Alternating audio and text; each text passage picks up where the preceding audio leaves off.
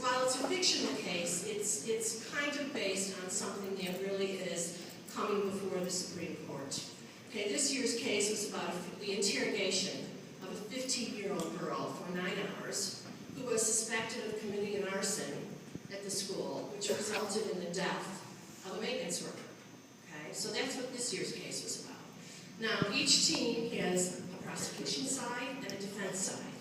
Each of those have 2 attorneys and 2 witnesses. And what happens when we go to district competition is that one side will play first, let's say it's the prosecution side, and they'll play the defense side from another team.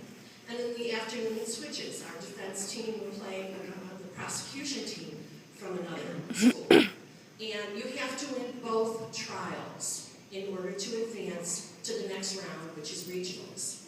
Now, first year we did this, we advanced from districts to regionals. Again, the first year team, incredible. Second year we did the same thing.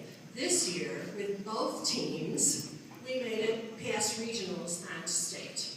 Again, an incredible accomplishment.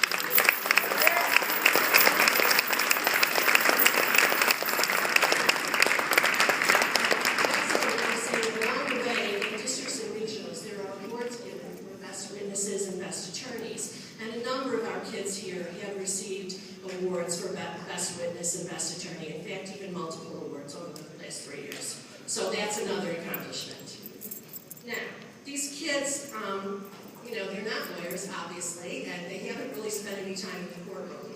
And so they have to be there coached. And Ohio Center for Law-Related Education requests that there be legal advisors for every team. And these are our coaches. And these coaches have had hours and hours and hours of their time that they have volunteered to give to these kids and this school to bring them to this state.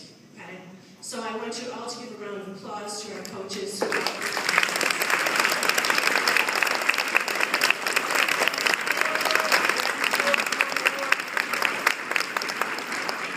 I'm talking hours, I'm not talking, like 10 hours or 12 hours. I'm talking hundreds and hundreds and hundreds of hours. Seriously.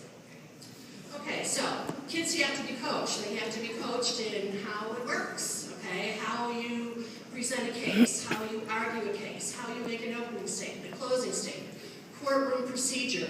All of these things have to be taught and learned. And we have just been so incredibly fortunate to have these coaches give so much time and teach our students, how to go about doing this. So with that, I would like to introduce them and again express our sincere gratitude and appreciation for the incredible amount of time and effort they give us. And with that, I'll introduce them. Judge Lynn Callahan.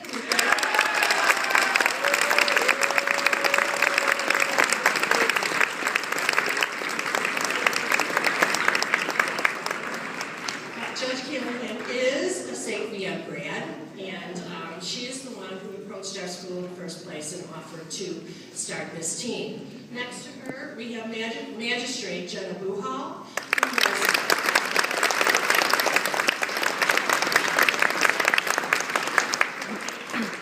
who has also been with us from the very beginning. And next to her, we have Judge Amy Corrivel-Jones.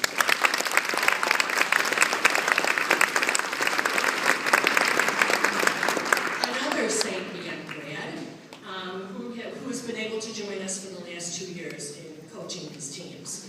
So with that, I would like to ask Judge Callahan to come to the podium and announce the names of our state mock trial team here, and ask Jenna if you would assist Mr. Rates with handing out of the Shillelagh Awards. And let's